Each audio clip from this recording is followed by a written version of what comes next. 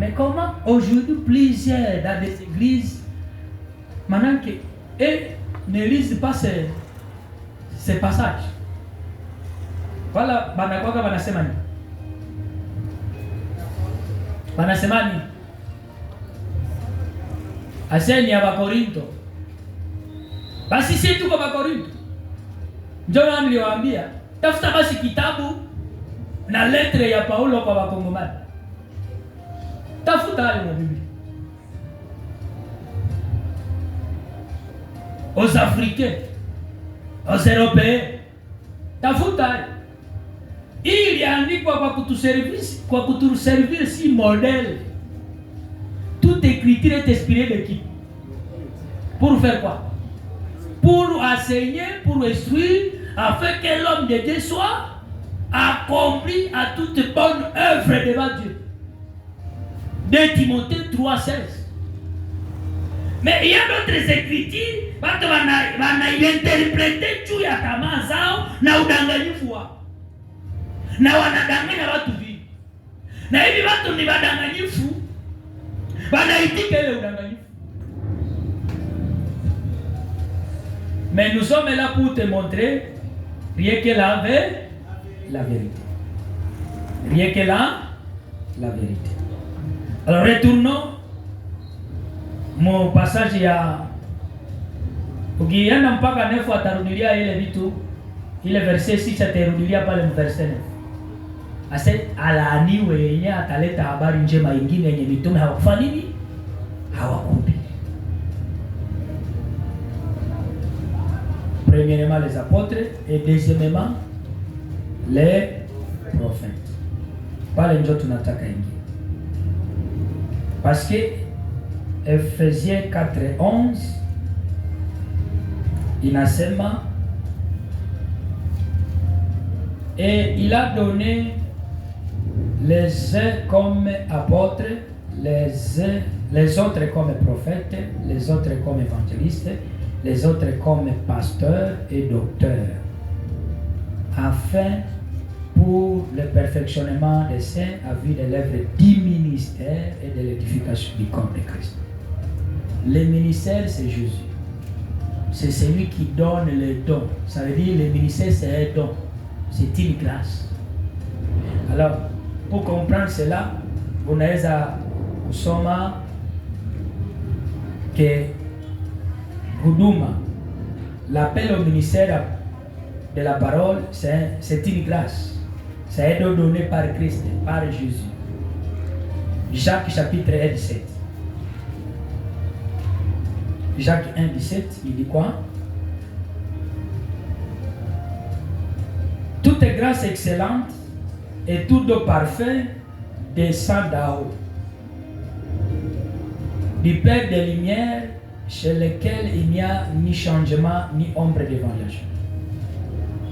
Ici, on parle de grâce excellente et don parfait. Le ministère, c'est une grâce excellente et un don parfait de Christ. Le ministère. Parce qu'il y a les dons spirituels qu'on n'appelle pas des dons parfaits. Parce que dons spirituels inazimikaka. Dons spirituels inanyamazaka. Karama inazimikaka. Lakini huduma haizimikaka. C'est lui qui est appelé au ministère de la parole.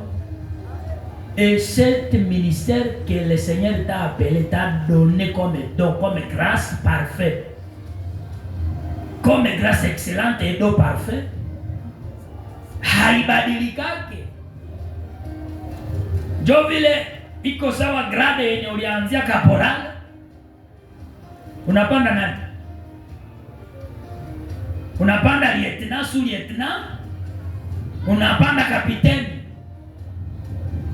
Comme dans d'autres communautés, ministère évangélique ni ya vajene moja hivi wenye wangali wanaanza. Ase ule ni evangeliste wetu ule. Mwenye anakuwa karibu na apotre, mwenye iko karibu na reverend na kwa shosho kiongozi wa vajene ndio vile evangeliste. Akishaoa anaendelea nazala mtoto 2 3, ndio vile anakuwa pastor. Basi ministère iko grade, iko echelon ya kupanda. Anasema hapa kwake hakuna variation. Dans le ministère il n'y a pas de variation. Bon, unatoka hapa unapanda hapana.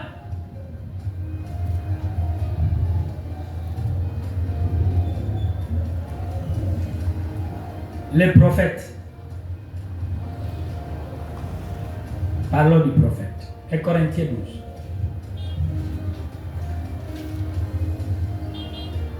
Le ministère apostolique et le ministère prophétique, ce sont les deux premières qui se succèdent dans l'église.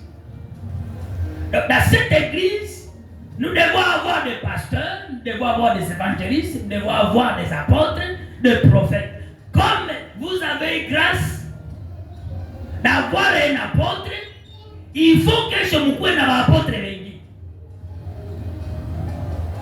Parce que apôtre alishawawekea msingi yenye mtajenga hako, na wale mitume wengine wazaliwe wenye wataendelea kushimama na msingi, na manabii. Nabii ni kitu ambacho ni changamoto sana na ujinga nyingi nakaa ndani katika siku zetu.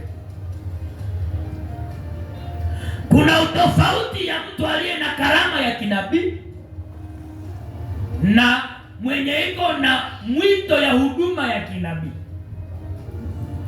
Il y a une très grande différence entre les dons prophétiques comme les dons spirituels, les dons de l'esprit, et les ministères prophétiques. Ni vitu mbili tofauti. Tusome Corinthiens 12 kuanzia verset 1. Inasema hivi: pour ce qui concerne les dons spirituels, je ne veux pas, frère, que vous ignoriez et que vous soyez dans l'ignorance. Parce que plusieurs sont dans l'ignorance. Vous savez que lorsque vous étiez païen, vous vous laissez entraîner vers les idoles mientes selon que vous étiez corrompus. Niangalie mzuri na ufate mzuri. C'est pourquoi je vous déclare que personne, s'il parle par l'esprit de Dieu, ne dit Jésus est anathème. Yesu analani. Que personne ne peut pas dire Jésus est Seigneur si ce n'est pas le Saint-Esprit. Verset 4. Il y a diversité de mais les mêmes. Il y a diversité du ministère, mais les mêmes. Mwenye anapanaka karama zawadi zawadi karama ni nani? Sasa Israel.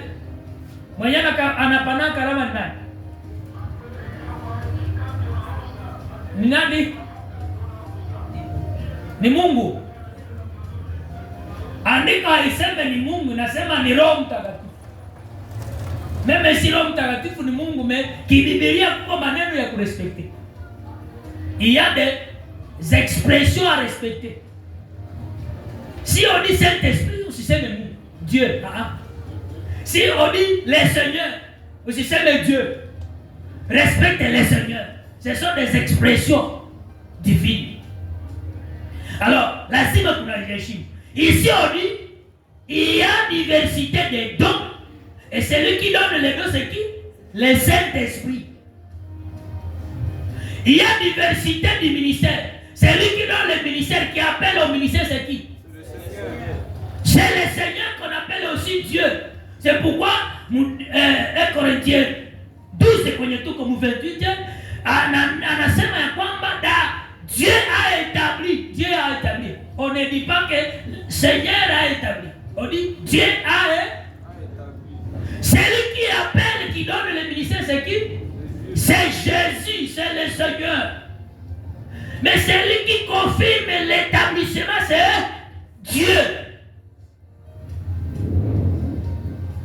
Biko ça veut dire compliqué, mais c'est comme ça. les choses spirituelles sont bien établies. Mwenye anapanaka huduma ni Yesu.